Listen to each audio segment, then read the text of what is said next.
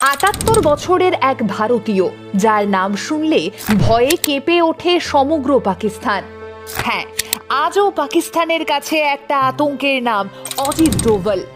ভারতের James bond বলা হলেও যার জীবন কাহিনী আদতে হার মানাবে জেমস বন্ডের কাহিনীকেও।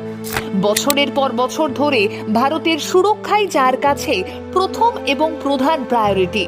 কখনো মুসলিম সেজে পাকিস্তান হোক, আবার কখনো সন্ত্রাসবাদী সেজে বন্ধুত্বের মাধ্যমে শত্রুপক্ষের সমস্ত কৌশল জেনে নেওয়া, সবেতেই তিনি সফল। আজ এই মহান মানুষের জন্মদিন। কখনো রিক্সাওয়ালা তো কখনো মুচি, আবার কখনো পাকিস্তানি ভিখারি হয়ে পাকিস্তানি থেকে যাওয়া, কখনো আবার শত্রু শিবিরে পৌঁছে তাদের সঙ্গে বন্ধুত্ব গড়ে তুলে সমস্ত ইনফরমেশন জোগাড় করা। অজিত ডোভালের ৩০ বছরের এই আন্ডারকভার জার্নিটা কোনো হলিউড বা বলিউড থ্রিলার সিনেমা থেকে কম নয়। নিজের কর্মজীবনে দেশের জন্য তিনি সাফল্যের সঙ্গেই এমন কিছু সব ভয়ানক মিশন সফলতার সঙ্গে পার করেছেন যা হয়তো বিশ্বের ইতিহাসে প্রথম এবং অদ্বিতীয় হিসেবেই থেকে যাবে। ৭৮ বছর বয়সেও একইভাবে দক্ষতার সঙ্গে শত্রুদের শিবির ধ্বংস করে দেওয়ার ছক কষে যাচ্ছেন। ৭৮ বছরের এই মানুষটির কথা ভেবেই পাকিস্তানের ঘুম উড়ে যায় আজও।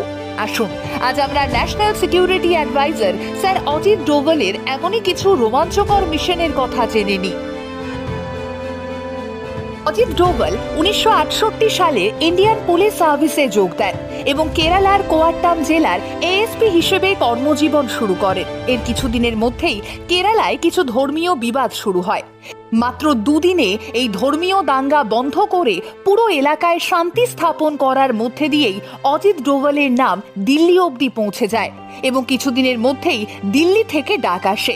এরপরই অজিত ডোভাল দিল্লিতে সেন্ট্রাল ইন্টেলিজেন্স এজেন্সি আইবিতে যোগদান করেন, আর এর মাধ্যমেই গোয়েন্দা বিভাগে যোগদান করে একজন ইয়ং আইপিএস অফিসারের স্পাই মাস্টার হয়ে ওঠার জার্নি শুরু হয়ে যায়। এভাবেই কেরল থেকে শুরু করে মিজোরাম, সিকিম, কাশ্মীর, পাঞ্জাব একে একে বিভিন্ন রাজ্যের জটিল সমস্যার মোকাবিলা করেন ডোভাল। তবে তাঁর জীবনের সবথেকে রোমাঞ্চকর জার্নি বোধ হয় পাকিস্তানের মাটিতে। শত্রু দেশে মুসলিম সাজতে গিয়ে প্রায় ধরাও পড়ে গিয়েছিলেন। দিনের পর দিন কাটিয়েছেন ভিখারির ছদ্মবেশে। সাল ১৯৭২ ভারত প্রথম নিউক্লিয়ার টেস্ট করে, আর ভারতের এই সাফল্যে পাকিস্তান চমকে যায়। পাকিস্তান ভারতের এই সাফল্য দেখে নিজেরাও গোপনে চীন ও ফ্রান্সের কাছে সাহায্য চেয়ে নিজেদের দেশেও নিউক্লিয়ার সায়েন্টিস্টদের কাজে লাগিয়ে নিউক্লিয়ার বোমা গড়ে তুলতে শুরু করে। পাকিস্তানের ভারত বিরোধী এই মুভমেন্টের কথা জানতে পেরে ফ্রান্স সরে যায় তাদের পাশ থেকে, কিন্তু চীন পাকিস্তানকে সাহায্য করতেই থাকে। আর এই খবর যে মুহূর্তে ভারতের কাছে পৌঁছয়, তখন তৎকালীন প্রধানমন্ত্রী ইন্দিরা গান্ধী পাকিস্তানের সমস্ত গতিবিধি জানার জন্য অজিত ডোভালকে পাকিস্তানে পাঠান। একজন ভিখারির ছদ্মবেশ নিয়ে অজিত ডোভাল পাকিস্তানে পৌঁছে যান। পাকিস্তানের কাহুতা শহরে ভিখারি বেশে থাকতে শুরু করেন। অজিত ডোভালের কাছে খবর ছিল এই এলাকায় অবস্থিত খান ইনস্টিটিউটে এই নিউক্লিয়ার বোমা গড়ে তোলার প্রস্তুতি চলছে। তিনি এখানে রোজ আসা যাওয়া প্রত্যেক সায়েন্টিস্টদের ওপর নজর রাখতে শুরু করেন। এরপর তিনি ওই এলাকায় একটি সেলুনের সামনে থাকতে শুরু করলেন। সেখানে সমস্ত সায়েন্টিস্টরা চুল দাড়ি কাটতে যেতেন এবং সেখান থেকে তিনি চুল দাড়ি কালেক্ট করে ভারতে পাঠান পরীক্ষা করার জন্যে। এবং পরীক্ষার পর ভারত সরকার এই বিষয়ে নিশ্চিত হয় যে নিউক্লিয়ার বোমা গড়ে উঠছে ওই খান ইনস্টিটিউটেই। তবে ভারত সরকার বদলে যাওয়ার ফলে পাকিস্তানের এই প্রস্তুতিকে ঠেকানো সম্ভব না হলেও প্রায় ১৫ বছর পিছিয়ে দেওয়া সম্ভব হয়েছিল। আর এই কাজ সফলতার সঙ্গেই হয়েছিল অজিত ডোভালের জন্যেই।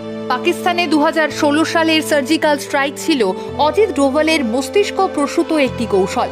ভারতীয় নৌবাহিনী, সেনা, বিমান বাহিনী প্রধান এবং প্রধানমন্ত্রী নরেন্দ্র মোদী সহ ভারতে ২০১৯ সালে বালাকোট বিমান হামলা সম্পর্কে জানতেন এমন ৭ ব্যক্তির মধ্যে ডোভাল ছিলেন একজন।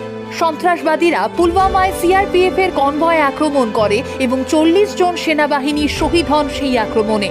এরপরই ভারতীয় বিমান বাহিনী পাকিস্তানের সন্ত্রাস ঘাঁটিতে বিমান হামলা চালায় ডোভালের বুদ্ধিতেই।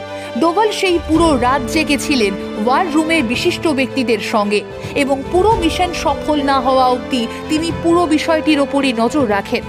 একবার নিজের বক্তব্যে অজিত ডোভাল বলেন, নেতাজি সেই সময় থাকলে দেশভাগ হতো না।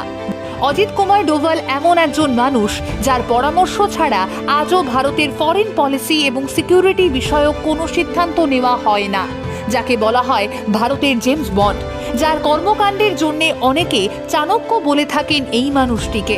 দ্য বং মিডিয়ার পক্ষ থেকে অজিত কুমার ডোভালকে জানাই শুভ জন্মদিন। ভালো থাকুন আপনি, আর এভাবেই নিজের বুদ্ধির জোরে এই দেশের কোটি কোটি মানুষকে রক্ষা করে যান।